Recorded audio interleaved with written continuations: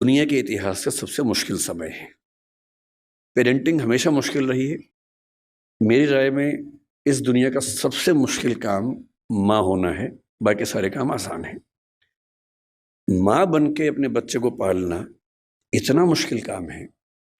मतलब बाप लोग जाते हैं, बिजनेस करते हैं, पैसा कमाते हैं, सब कुछ करते हैं, बड़ी बात है, वो भी छोटी बात तो नहीं है।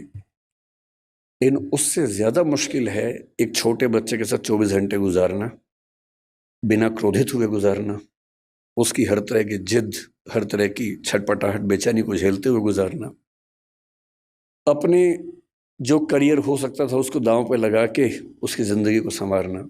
एक छोटा बच्चा एक स्टार्टअप जैसा होता है, क्योंकि जैन समुदाय है इसलिए मैं ऐसी भाषा ज्यादा बोल रहा हूँ। एक स्टार्टअप जैसा है। आप उस पर 15, 17, 18 साल इन्वेस्ट करेंगे, बहुत सारी पूंजी खर्च करेंगे, समय खर्च करेंगे, तो जाके उसकी वैल्यूएशन बनती है।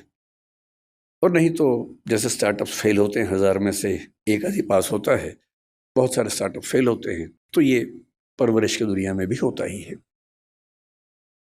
जब मैंने कुछ घटनाओं की खोज की कि आजकल के चैलेंजेस क्या हैं, तो मैं घटनाएं पढ़ के बहुत घबरा सा गया। फिर मैंने कारणों की खोज की। मैंने देखा कि पिछले केवल 6 महीने की अगर मैं बात करूं या 2-3 साल की बात करूं,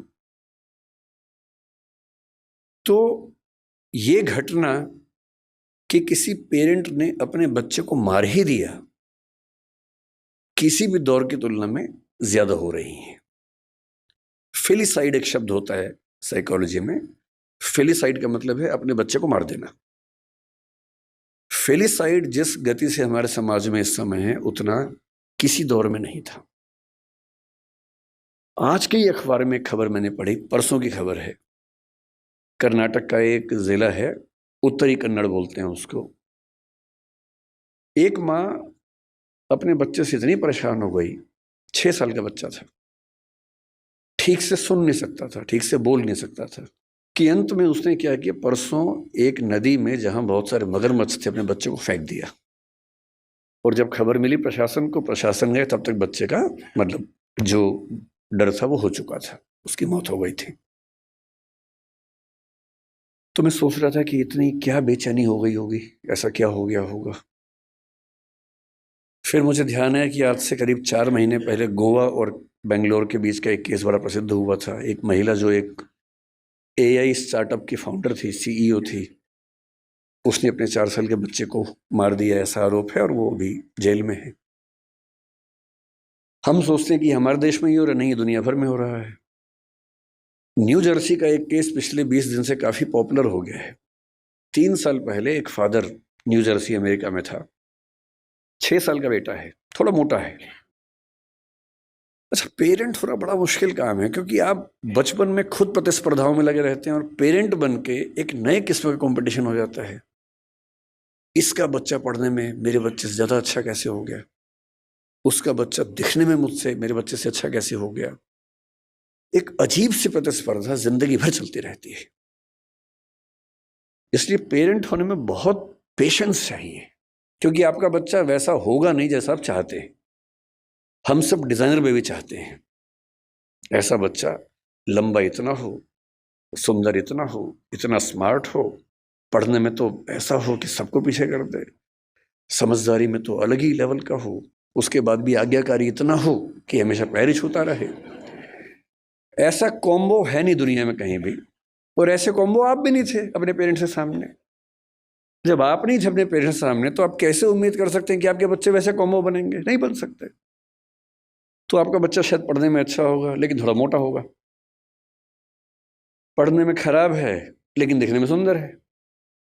दिखने में सुंदर हो गया, पढ़ने में भी अच्छा हो गया, पर बदतमीज है। कहीं ना कहीं तो मामला फंसेगा ही।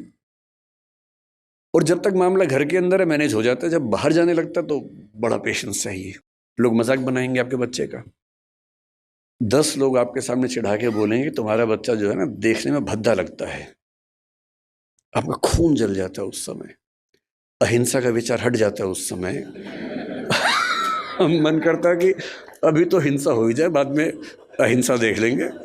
ऐसा मन में आता है, स्वाभाविक सी बात है, सबके मन में आता है। तो उस आदमी के साथ जो हुआ न्यू जर्सी में, उसका बच्चा थोड़ा सा मोटा था। बहुत लोगों के बच्चे मोटे होते हैं।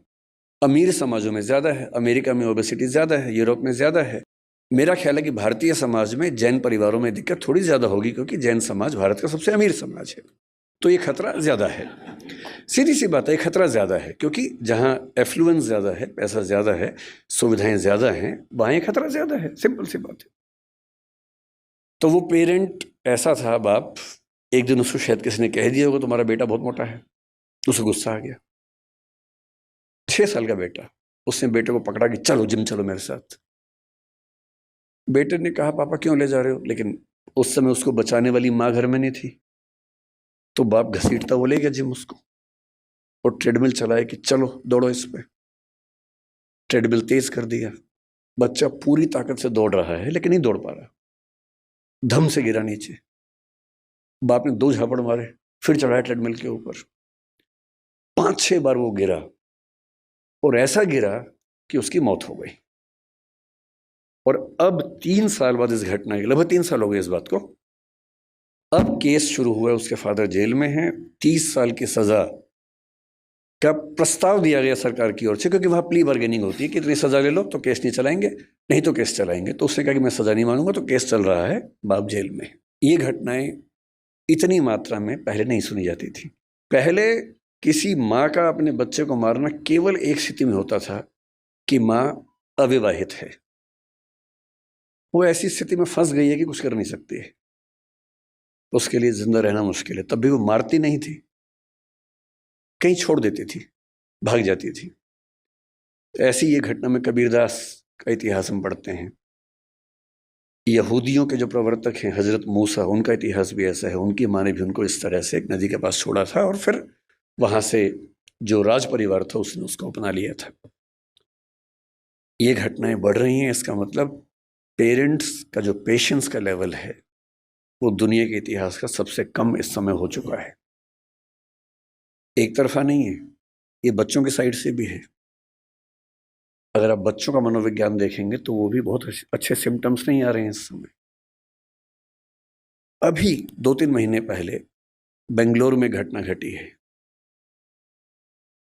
14 साल का एक बच्चा, 15 साल का उसका भाई, 2 भाई हैं। 14 साल के बच्चे ने अपने माँ बाप दोनों की हत्या कर दी। एक बहुत बड़ा बोल्डर उनके ऊपर फेंका, बाप के ऊपर। पिता को मारना चाह रहा था, माँ दुर्भाग्य से, क्योंकि साथ में थी, उसकी मौत हो गई। और फिर पूछा गया कि ऐसा क्यों किया भाई तुमने? उसने जो कहा वो हम सबके लिए बहुत जरूरी है। उसने कहा पिछले कुछ समय से मुझे और मेरे भाई को एलर्जी हुई, उस एलर्जी की वजह से हमारी त्वचा कहीं कहीं जल गई, काली हो गई। और रोज हमारे पापा बोलते थे, मतलब गालियां देते थे कि तुम कितने भद्दे दिखते हो, बदसूरत दिखते हो, क्या करते हो, बदतमीजी करते हो, कुछ गलत काम करते हो, इसलिए ऐसा हो गया है।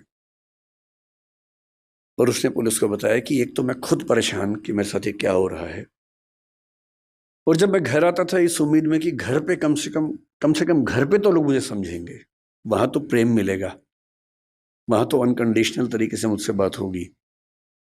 वहां भी गालियां पड़ती थी, रोज गालियां सुनता था।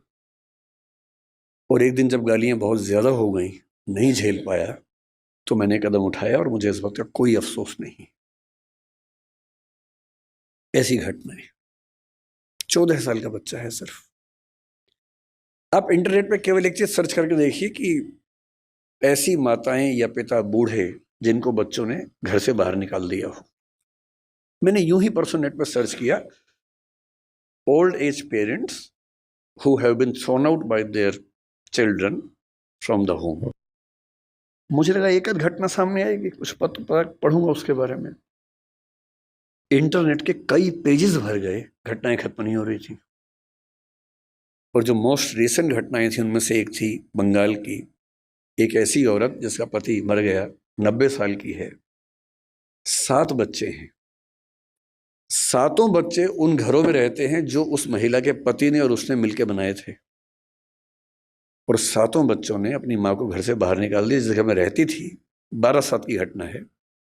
12 एक जगह है बंगाल में, वहां की घटना है। अब माँ घर में है, कैसे निकाले? किराए पर एक टीम को हायर किया, बदमाशों की टीम को। वो आई, माँ को उठाया, रात को लेके गई और कहीं फेंक के आ गए, सिर्फ इसलिए कि इस बुढ़िया का झंझट कौन उठाए। जब ऐसी घटनाएं आप भी पढ़ते ही होंगे अखबारों में, मैं भी पढ़ता हूँ, और जब जब ऐसी घटनाएं हमारे सामने आती हैं तो हमें बहुत केयरफुल हो जाना चाहिए कि कुछ ऐसा हो रहा है जो ठीक नहीं है। और ये मामला ये कह के टाल देना कि बच्चे आजकल ठीक नहीं हैं, ये पेरेंट्स का सबसे आसान सेफ मैसेज है कि आजकल के बच्चे ठीक नहीं हैं।